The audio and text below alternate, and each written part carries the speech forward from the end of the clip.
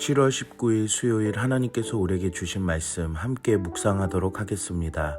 성경 예레미야 6장 16절부터 30절까지입니다. 여호와께서 이와 같이 말씀하시되 너희는 길에 서서 보며 옛적 길 곧 선한 길이 어디인지 알아보고 그리로 가라. 너희 심령이 평강을 얻으리라 하나 그들의 대답이 우리는 그리로 가지 않겠노라 하였으며 내가 또 너희 위에 파수꾼을 세웠으니 나팔 소리를 들으라 하나 그들의 대답이 우리는 듣지 않겠노라 하였도다.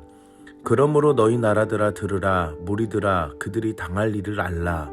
땅이여 들으라. 내가 이 백성에게 재앙을 내리리니 이것이 그들의 생각의 결과라.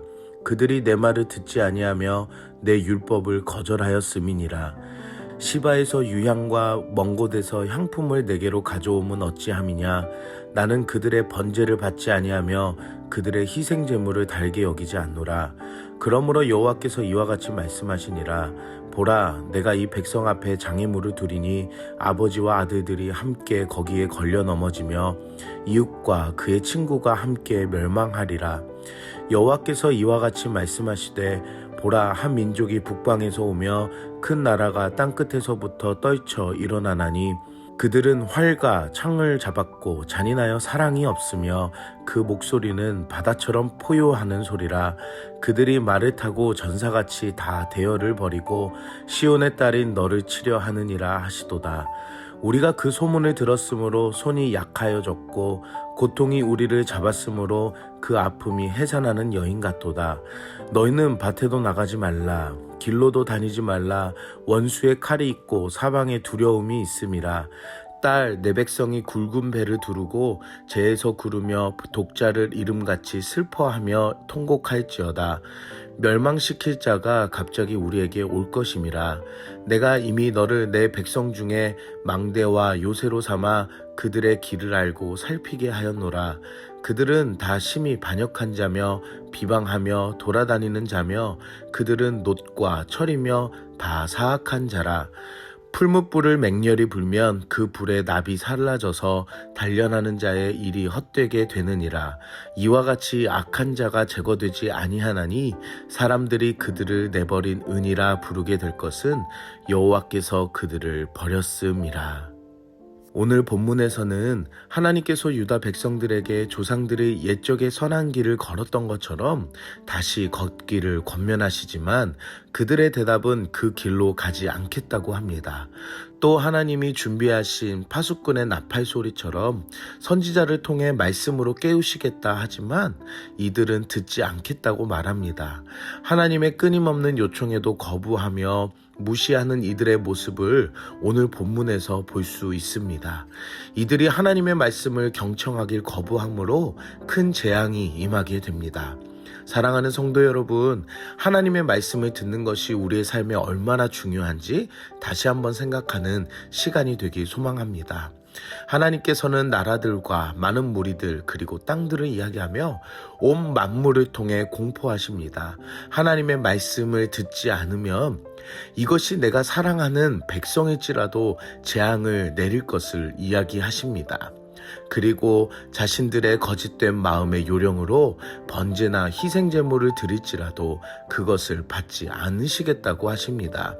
제사나 헌금이 중요한 것이 아니라 하나님의 말씀을 얼마나 경청하고 순종하는 자세가 오늘 본문을 통해 필요함을 보여주고 있습니다.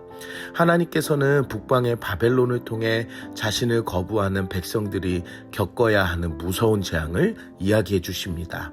이들에게는 고통과 슬픔의 통곡뿐이 올 것이라고 말씀해 주십니다. 예레미야는 이들에게 하나님의 말씀으로 선포하며 이미 망대와 요새로 피할 곳을 알려주었지만 유다 백성은 반역하며 비방하며 사악한 자이기 때문에 심판을 면할 수 없음을 전합니다. 예레미야는 유다 백성을 향해 내버린 은이라고 이야기를 합니다. 뜨거운 풀물불 속에서도 녹아서 사라져야 하는 그 죄악이 사라지지 않는 불순물이 가득한 바로 내버린 은이라고 불리게 됩니다. 하나님께서 재앙을 내리시는 것은 하나님의 말씀을 거부하고 그분의 법을 버렸기 때문입니다. 결국 유다 백성들은 북방에서 내려오는 재앙으로 인해 잔인하고 무자비하게 고통을 당할 것입니다. 다른 이유가 아니라 바로 하나님을 떠났기 때문입니다. 사랑하는 성도 여러분, 우리가 하나님의 말씀을 듣고 깨닫고 은혜로 살아가는 삶에 감사합시다.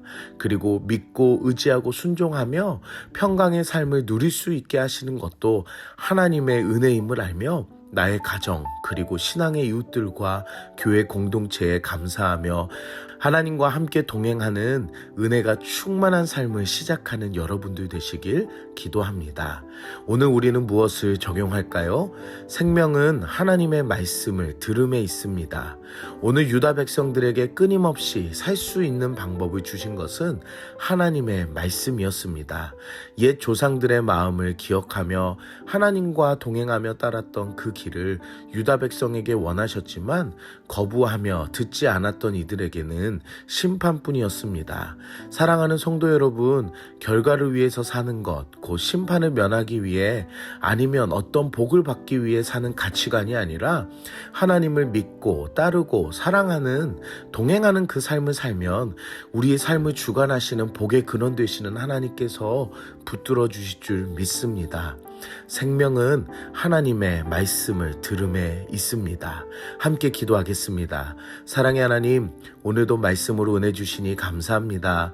매일 삶 가운데 말씀을 듣고 보고 깨닫게 하셔서 하나님의 말씀에 순종하며 살게 하시니 감사합니다. 오늘도 우리 심령에 돌이켜야 하는 불순물들이 있다면 우리의 잘못을 구합니다. 용서하여 주시옵소서.